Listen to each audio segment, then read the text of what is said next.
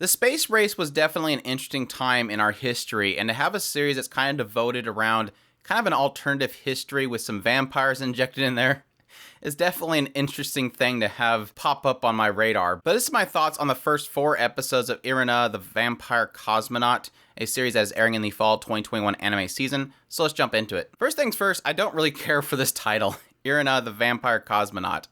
The original title was Tsuki to Laika to Nosferatu. And obviously, every single one of these points in this particular title has a meaning. Obviously, the direct translation is Moon, Laika, and the Bloodsucking Princess. Not really the Bloodsucking Princess part, but obviously a lot of emphasis on Moon. Laika, which obviously is a reference to a particular space dog, and Nosferatu, which is a horror reference. This takes place after World War I, 1945, where essentially the world gets divided into 2 different superpowers. In the west, we have the United Kingdom of Arnak, and to the east, we have the Zernacha Union. And similar to real history, or actually technically further in the future after World War II, the 2 nations start to compete when it comes to going to space. The 2 nations, having taken over most of the world, decide to take to space. And this leads to the space race in this particular world, where the 2 sides are trying to race to get into space. And interestingly enough, the East is having a lot better of a time with this, as in 1957, they have their first space orbiting satellite. A month later, they send the first dog to space. And in 59, they actually land on the moon. And so obviously the West is not really too happy about this. They're trying their hardest, but it kind of leads to disaster. They have rockets exploding, everything. But in the East, like I said, they're doing pretty darn well. Even so much that they're trying to one-up themselves by trying to get the first human into space. And the way that they're actually planning on doing this is to test it out first. See, in this world, there are vampires. They're very rare. They're kind of secluded. They're often kind of seen as not human. They're just these lesser beings. Even so much, I'd argue that probably most humans in this world would probably cry over a dog before they cried over a vampire. But despite them thinking they're not human, they want to utilize a vampire to test flight for a human. Yes, this world does acknowledge the fact that it's a little bit hypocritical in how it thinks about things. But despite this, they bring in Irina, who is this vampire. They kind of shuffle her in, locked up inside of a coffin, and then they assign her to a reserve space cadet, Lev. And Lev's duty is to essentially keep an eye on her. Keep her in check, don't let her run away, and train her to become a space pilot. And thankfully, obviously, the interesting thing about Lev is that he doesn't really see Irina as less than human. He actually has some kind of respect for her. He doesn't treat her like a lesser being, whereas everybody else obviously sees her and thinks this is disgusting, why is she here? And yes, to her surprise, he treats her this way. She obviously assumed that he was going to treat her like dirt and that she is just disposable, she's a test subject. And as it goes along, there's a lot of emphasis hitting on the idea that everybody's like, no, look, Lev, don't get comfortable with her. She's a test subject. She'll be disposed the moment that she's done. They're planning on the moment that she completes this whole mission to execute her because they have to cover it up. They don't want the news getting out that this first cosmonaut was a vampire. And that's what you really quickly get an idea of in this world, or at least in this eastern area. Obviously, propaganda is a thing. Even the first dog that was sent to space actually died up there, similar to the actual space dogs like Laika. But the world didn't know that. The world thought that a dog went up into space, orbited the Earth, came back down, and was healthy. But the news that obviously was printed at the time was that it was a success. And that's probably the same thing that'll happen to Irina. She'll probably be sent off to space, and they'll never reveal the fact that it was a vampire that was done, because why would the world want to know that a vampire, not a human, this lesser being, this thing that's not human, was the first one to get into space? So it obviously is this conundrum. This is what it's kind of building, this idea of obviously this is propaganda, and this world sees status much more greater than human life or vampire life. And yes, power is controlled by propaganda. This is a thing of its time. So while this is the grander scale story, a lot of the focus is centered around both Lev and Irina's relationship. Obviously, when they first meet each other, there's a lot of conflict there, as obviously Irina does not trust him, and Lev is very kind of accepting of anybody. And as he trains Irina, a lot of things are being revealed. Things like misconceptions of vampires. This story has a lot of fun, especially in the first episode, not so much in the later episodes, of pointing out all these myths about vampires that are actually untrue. Sucking blood is banned. They drink milk instead. They have no taste buds, so they often focus on texture versus actual flavor. They're fine with crosses and garlic and holy water. Things that you would normally think combat vampires in myth and stories aren't actually true here. So despite the fact that he'll go, oh crap, I'm sorry, watch out. She's like, what are you talking about? I don't care that there's a cross right there.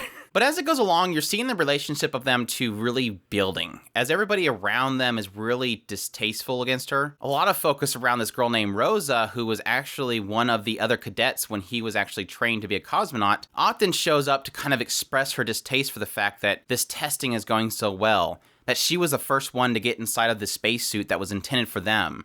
All these things that she's doing before a human does. And despite all this anger towards Irina, Lev doesn't really accept it. He's seen the true nature of Irina. He's seen that she's a hard worker, that she's pushing herself so much. And also getting to the point where he learns why she's so focused on going to space. Why is Irina so willing to be a test subject to humans who hate her so much? And yes, ultimately finding out that she has a huge fear of heights and trying to get over that. So my thoughts on this series, I'm very mixed on this series, and I think a lot of that has to do with, I'm not much of a history buff. And I think so much of the series is so focused on that as its core entertainment. I mean, just putting together my notes, I'm hitting so many references, and it's actually very interesting, but at the same time, it's not stuff that I go out of my way to do. And yes, I have a lot of surface level knowledge of the space race and the Soviet Union, all these things that it's technically parroting, but it's not stuff I go out of my way for to dive into. But I do know that a lot of people that are history buffs or have a very significant knowledge in this kind of stuff is probably going to find a lot of entertainment just in what it's referencing and how it's parroting the two stories while injecting vampires into the story. I think a lot of my enjoyment, though it's hard at times because it's a struggle, is around Irina and Lev, their relationship and what they're going through. Because obviously while you have this whole political thing going on around it, all these meetings that are happening, the propaganda back and forth between these two countries, the core story is the heart of Lev and Irina. What they're going through. Because obviously, Lev is putting so much focus into training Irina, and he's forming a bond with her, yet he knows that eventually she will be killed. And there's that difficulty that's starting to build. As we get into episode 4, that becomes quite a focus. And while it's not being explored quite yet, we don't really see any really true inner conflict with Lev. He's not struggling, he's not sorrowful that this is happening.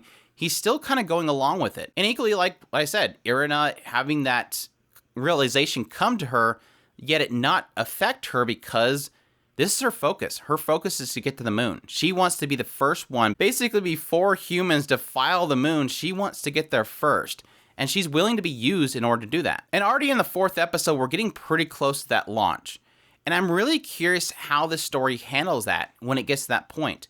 What happens when it launches? Will it launch? Is so much of the focus of this season going to be on her in space and dealing with the issues that she's going to face up there? Or will we possibly have that point when she comes back and there's a huge issue with, is she dead? Will she be dead? Or will she be executed?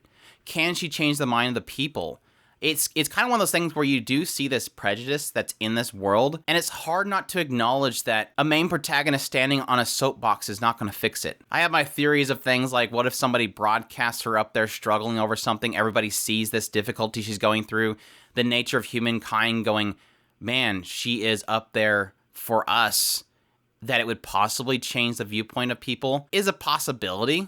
Maybe somebody that's a spy of the West ends up broadcasting it because they want the East to fail, and in doing so, it makes this revelation that she is this hero. I already have a lot of theories building in my mind, but that's definitely the focus that I have right now, is that draw to wanting to know, how can she pull this off without possibly dying, or will she die? I will say there's a lot of interesting things in this show. It doesn't quite make sense at first, but it does over time.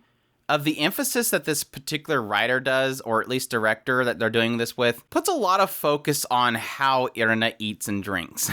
It seems to be like a fetish of this writer, I'm guessing. But like I said, that it technically story-wise makes sense, because at some point they reveal the fact that obviously vampires don't taste things, they feel things.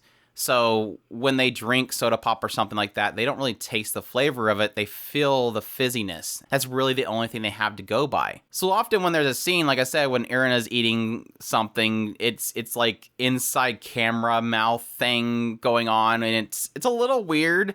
I mean, I can imagine that people that think that, Irina is waifu quality, which she definitely has a lot of cute nature about her, so she's definitely fighting there for me. It's a little weird. It's a little weird. There's a little bit of, like I said, a feeling of like almost a fetish there. So yeah, I'm enjoying the series. I'm really looking forward to seeing what happens with Irina and what's going to come from the story. It already has a feeling of dread there of what could possibly happen to Irina as it goes into, obviously, the space travel and the repercussions after it. There's obviously a lot of heartbreak here because, again, they're facing a lot of discrimination. A lot of the people around them are discriminating against Irina. Even one of the scientists that does a lot of the training pushes her to her limits because he wants to break her, because he sees her as this lesser being. A lot of that stuff going through that is very difficult to watch. But at the same time, it's got so much intrigue in here. Again, history buffs are going to love this kind of stuff. I'm enjoying it just for the characters and the human nature aspect of it. Even though, like I said, it's heartbreaking. And I'm really excited to see how the story handles it. Because, again, it's the immovable object concept. It's this is how things are. How can you overcome it and not have a sad ending to it? But that's my thoughts on Irina the Vampire Cosmonaut, a series that, again, is in the fall 2021 anime season. I hope you guys enjoyed this impressions. If you did, leave a like down below, comment, let me know what you thought of the series or if you're going to check it out. Subscribe if you haven't already. Share this video if you can. Support us on Patreon if you can. We definitely appreciate everybody that does. All the links are in the description, and y'all take care.